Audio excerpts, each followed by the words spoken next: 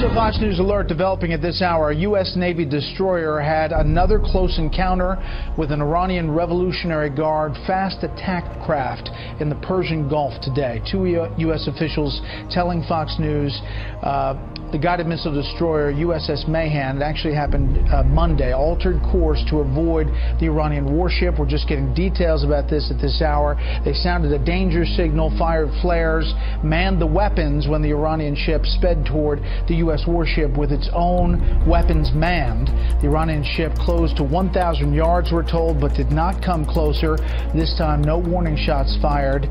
This is another close encounter in the Persian Gulf. Iran and the U.S. don't like each other. That's clear. They don't trust each other either. It is against that backdrop that negotiators from the two countries meet in Vienna to talk about their agreement over Iran's nuclear program. This is the Trump administration's first official meeting of the Iran nuclear deal and the countries that signed that agreement, and the first for the United States under this administration's shift in policy. The previous administration negotiated the deal. The current administration says it represents a failed approach. The Trump administration is taking a much more holistic look based on that Iran is our adversary and is doing things to harm our interests, and it's in a certain way has gotten the upper hand. It's in a stronger position than the U.S., and so I think you're going to see across the board increased pressure brought to bear on Iran. The State Department claims Iran continues developing its missile program and funding terrorism internationally. Officials say part of the administration's review will examine how the U.S. can confront all of Iran's behavior and potentially use the nuclear agreement to address it. The State Department says all is going to be looked at in terms of where the U.S. can apply pressure. And the meeting in Vienna comes one day after Politico published the results of an investigation that detailed how the previous administration, as part of the Iran deal, dropped charges against 14 Iranians suspected of arming terrorists, downplayed it, and then undermined efforts, they say, to prevent weapons proliferation. About 30 Kurds are dead, bombed in an airstrike by Turkish forces. These are U.S.-backed forces killed by Turkish military. Both sides are supposed to be on the same side as the U.S. in the campaign against ISIS. Last night, Turkey's attack on U.S.-backed Kurdish forces happened about 8:30 p.m. East Coast time. And while Turkey did give 1 hour's advance notice to the United States and to Russia, it made no attempt to seek approval for the raid from its NATO allies, nor to coordinate the attacks with coalition partners. So there was no time for the U.S. to alert its Kurdish allies. At least 30 were killed and 20 wounded in the attack by 24 Turkish warplanes, which struck at 3 different targets in northern Syria and Iraq. The closest U.S. troops were 6 miles away. Turkey's attack prompted a swift condemnation from here at the Pentagon, where one official characterized it as very serious. And in a written statement today, the Pentagon noted, quote, "These airstrikes were not approved by the counter-ISIS coalition and led to the unfortunate loss of life of our partner forces in the fight against ISIS, including the Kurdish Peshmerga." The State Department also conveyed its anger to the government of Turkish President Erdogan. The point we made to Turkey, and I'm making now, is that Turkey cannot pursue that fight at the expense of our common fight against the terrorists that threaten us all. And it was just last Monday that President Trump called President Erdogan to congratulate him on his election victory, a referendum which gave him expanded powers. He was the first Western leader to do so. His reward, the Syria fight just got more complex. That complexity is derived from the U.S. need for both Kurdish and Turkish support in the fight against ISIS. But Turkey considers some of our Kurdish allies, like the YPG, who've been highly effective ground fighters against ISIS, to be terrorists. At the same time, the U.S. can't afford to alienate Turkey, a NATO partner who allows the U.S. to use its Incirlik air base to launch airstrikes against ISIS. The U.S. also has scores of small tactical nuclear bombs positioned at Incirlik. The bottom line here, Brett, is that old adage, the enemy of my enemy is my friend, is being put to the test here as 2 of our allies go at it tooth and nail right now, just in advance of our attempt to retake ISIS's stronghold, its de facto capital of Raqqa in Syria. This vote has angered many in Turkey. The Council of Europe says it will begin monitoring Turkey again over what it calls human rights violations and a crackdown on dissent. particularly since last year's failed coup. The newly adopted constitutional amendments do not comply with our fundamental and common understanding of democracy, and this situation brings new challenges.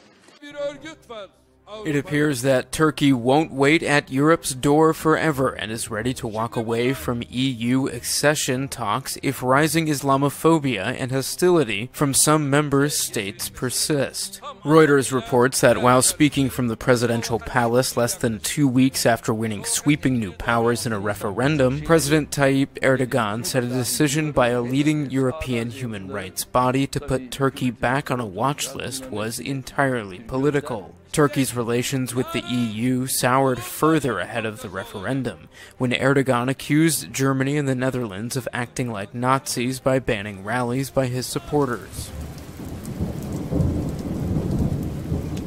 In and around Kabul, there is evidence of Russia's influence. Buildings that date back to the Soviet occupation of Afghanistan from 1979 until its withdrawal 10 years later. Allegations it is making a secretive return in the form of weapons for the Taliban are not welcomed by most Afghans. When the Russians start interfering in our affairs, I think our problems will double. US officials say Russia has been supplying weapons to the Taliban, supposedly to fight ISIL. But instead, the weapons are also allegedly being used against Afghan and NATO forces. It's an allegation Russia denies. Afghanistan's leader says his country doesn't need any more destabilizing influences. A stable Afghanistan is to everybody's benefit.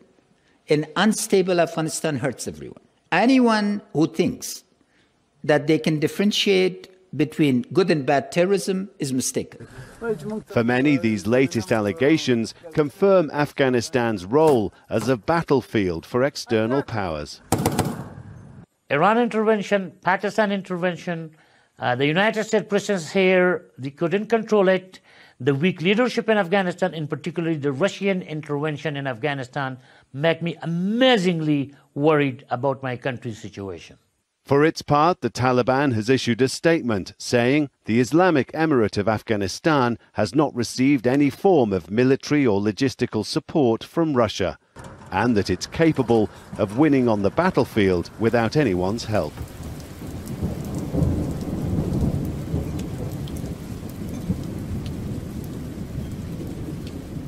The frontrunner in France's presidential election has reportedly been targeted by hackers believed to be working for Russia. A cybersecurity firm discovered that someone tried to trick members of Emmanuel Macron's campaign into sending them sensitive information. The campaign said the attempts were unsuccessful. The hackers reportedly sent out emails from accounts that looked like official ones. That's the same phishing tactic that was used to hack Hillary Clinton's campaign staff. European and American intelligence both concluded that Russia was responsible for hacking the Democratic National Committee in the run-up to the 2016 presidential election. Macron is squaring off against far-right candidate Marine Le Pen in the final round of the French election. Russian state media has praised Le Pen for her anti-European Union policies. Russia's President Vladimir Putin denied responsibility for the hack and said Russia had no reason to want Macron to lose. But Le Pen met with Putin in March and said she wanted to remove EU sanctions against Russia. Good evening, friends. We start tonight with the military movements on the Korean Peninsula. The Navy's USS Michigan has arrived in Seoul, South Korea, as the Carl Vinson continues to sail towards the Sea of Japan. The Michigan is one of the largest guided missile submarines in the United States Navy. In response, North Korea has conducted a massive live fire drill with between 300 and 400 military artillery pieces. The artillery can reach Seoul, and the military planners believe it could devastate the South Korean capital. Meanwhile, Japanese officials have warned their citizens a North Korean missile would only take 10 minutes to strike Tokyo. And the president will invite the entire United States Senate and the House to the White House on Wednesday for a briefing on the situation in North Korea. This, as the New York Times reports, North Korea may have nuclear missile capabilities exceeding the knowledge of U.S. intelligence. So North Korea's key military anniversary came and went with no large-scale provocation to speak of, but with South Korea and the U.S. still holding their annual joint military drills until the end of the month, experts suggest early May is when tensions could hit their peak. While there were no nuclear or missile provocations on the North key military anniversary on Tuesday, the international community cannot let its guard down. We will conduct a nuclear test at a time and location of our leaders' choosing. Watchers see the end of April when the USS Carl Vinson Carrier Strike Group leaves the region and when the joint military drills between Seoul and Washington end as the most likely time for North Korea to conduct another provocation. Some also say early May, when there are no joint military drills, could see tensions hit their peak on the Korean peninsula. However, given how unpredictable North Korea is, it remains to be seen how Pyongyang will act, especially given China's cooling ties with the regime and the close coordination between Washington and Beijing.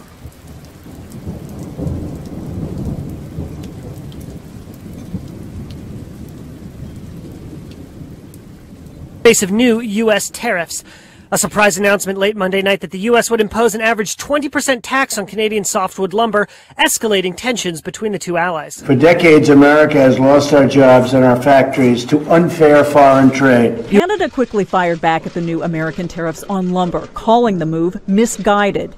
It is unfounded, and we will vigorously fight for the interests of the Canadian softwood lumber industry, its workers, and their communities. U.S. President Donald Trump frequently rails against trade deals he believes to be bad for the American economy, often directing his attacks at countries such as Mexico and China. When Trudeau visited the White House in February, the tone between the two leaders was conciliatory, but Trump hinted he might reevaluate their ties. We have a very outstanding trade relationship with Canada. We'll be tweaking it. We'll be doing certain things that are going to benefit both of our countries. But compare that with the tone of these comments just last week. Canada, what they've done to our dairy farm workers is a disgrace. It's a disgrace. Trump suggesting Canadian dairy could also be targeted. The dispute slamming Canada's currency, which tumbled to a 14-month low against the U.S. dollar. The U.S. asserts Canada subsidizes its lumber production by letting private lumber companies log trees on public lands, giving Canadian producers an unfair advantage. Trudeau on Tuesday saying, quote, "You cannot thicken this border without hurting people on both sides of it." The U.S. move affects more than $5.6 billion in imports and comes as Canada, the U.S., and Mexico prepare to renegotiate the 23-year-old North American Free Trade Agreement, or NAFTA, which Trump has threatened to tear up. Mexico's government announced that it would fight any measures in a U.S. tax overhaul that broke international trade rules. If upcoming negotiations don't go smoothly, Mexico also threatened to review cross-border cooperation on security and migration. Mexico's foreign minister also addressed the border wall, saying that it is a hostile act and repeated that Mexico will not pay for its construction. Trump has been threatening an increase in taxes on goods imported from Mexico, but Mexico warned these types of measures would obviously be against not just the North American Accords, but particularly the rules of the World Trade Organization, and so we would have the legal means to act against them. True to his word, United States President Donald Trump is indeed putting America first, as the White House has apparently created a foreign aid budget plan that reduces or cuts the United States' financial contribution to practically every country and aid organization on Earth, except for the Palestinian Authority. According to the document obtained by the Foreign Policy magazine, the proposed financial aid to the West Bank and Gaza has been increased by just under 5%, from $205 million in 2017 to $215 million in 2018. As for the rest of the world, 41 countries' health funding was cut, and the Bureau for Food Security is set to lose 70% of their current funding. Funding for development assistance would be cut completely for at least 77 countries, and $1 billion would be taken from the battle against climate change. The budget needs to pass through Congress before being ratified and is likely to have a lot of opposition, even from conservative lawmakers. The decision to cut aid for all but the Palestinian Authority has not yet been explained, but the move comes just ahead of the May 3rd meeting between Donald Trump and Palestinian Authority President Mahmoud Abbas in Washington, D.C.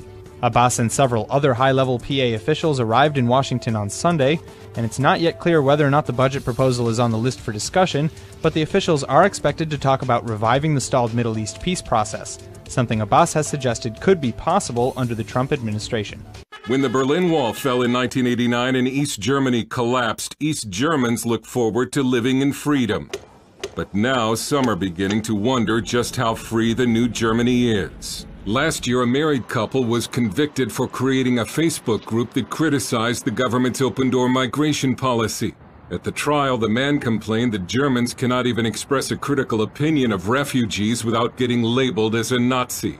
60 others accused of writing speech critical of migrants also had their homes raided by police. In one poll, more than 4 in 10 Germans said they did not feel safe in expressing their real opinion about the refugee crisis. Of course, today's Germany is very different from communist East Germany. But when it comes to criticism of migrants and the government's migrant policy, some former East Germans see similarities. Famous German pastor Dr. Theo Lehmann lived under persecution and surveillance for more than 40 years in East Germany. He learned after the Cold War that even his best friend had been spying on him for the East German police. He also learned that 4 local pastors spied on him. That meant that every word you spoke in public had to be thought through, even in your own room. Dr. Lehmann, now 82, knew what it was to be labeled and punished for his views. And he sees disturbing parallels between communist East Germany and the political correctness that rules Germany and Western Europe. It's extremely annoying that nowadays again you have to measure every word, because later someone could come and criticize it. That hurts any free discussion, and it's an incredible fear that is everywhere in society. Nobody dares to speak up anymore, because you're always in danger when you say something that is against the mainstream. Germany has the standard political labels of left, right, and center, but by American standards, most German politics and media range from left to far left. Flag-waving, patriotic, anti-immigration Germans are regularly branded in the media as fascist, racist, and treated as a dangerous element. It's not the same as it was in East Germany. But they want to control us, and they do. Former East German Heidi Mundt, known as the brave German woman because of her strong stand against Islamization, has paid a high personal price for deviating from the approved view on refugees in Germany. Leftists cover her neighborhood in leaflets, telling neighbors that they live next to a Nazi. Her husband Matthias lost his job because he too has spoken out publicly. No one is willing or daring to speak out because everyone would say you are right-wing, you are a Nazi, you are a racist, and they will bash you terribly and they will ruin your reputation. And I know what about I'm speaking. It's a problem across Europe. Dr. Lehmann makes a bold assertion. We are moving towards a dictatorship. It's a dictatorship if one opinion is presented in such a way that everyone must conform to it. It's a fascist, racist, or something, and he who does not conform, and immediately you are out. This is what we had for 40 years under communism. People are more afraid now than in the times of Stalinism. The German government is now trying to block so-called fake news on the internet, which to some looks like the way communist countries tried to block information from the outside world. 2 conservative groups are filing a lawsuit against the University of California, Berkeley. This comes after the school canceled a visit by conservative author Ann Coulter. Officials said it was for security reasons, and they offered to reschedule. Violent protests broke out on campus in February when another conservative, Milo Yiannopoulos, was scheduled to speak. Good morning. Well, it was, of course, here on the Berkeley campus that the free speech movement was born in the 1960s. Now Ann Coulter is battling to be heard here after the university rescheduled a speech planned for this week. Now Coulter is insisting she's going to come here as originally planned. Oh, yes, I'm going to be there Thursday. On the Berkeley campus, college Republicans are fighting to give Coulter a platform this week. They filed a lawsuit Monday trying to force the university to ease restrictions they say are only placed on conservative speakers. In a statement, the university says the allegation that Ms. Coulter is being prohibited from speaking because of her conservative views is untrue. Instead, they blame outside agitators known as the Black Bloc, who rampaged across the campus in February, stopping a speech by the controversial conservative Milo Yiannopoulos and causing $100,000 in damage. The university did offer you another location at another time. What was wrong with that? Unfortunately, I wasn't available that day. Moreover, I found out later there are no classes that week. Criticism isn't only coming from the right, but also from staunch liberals like comedian Bill Maher. Berkeley, used to be the cradle of free speech, and now it's just the cradle for babies. And the fact that people like Bill Maher and Bernie Sanders are all coming out saying Berkeley is out of its mind. All of these things come together to show how cocooned and out of touch American universities are today. Now to a new lawsuit over a Bible class that's been given for decades at public schools in Mercer County, West Virginia. The weekly class is not funded by the schools. It is not mandatory, but almost every student attends. Now, 2 residents with school-aged children just filed a suit in federal court claiming the class violates the First Amendment of the Constitution. So let's take a look at the issues here with Greg Jarrett, Fox News anchor and attorney.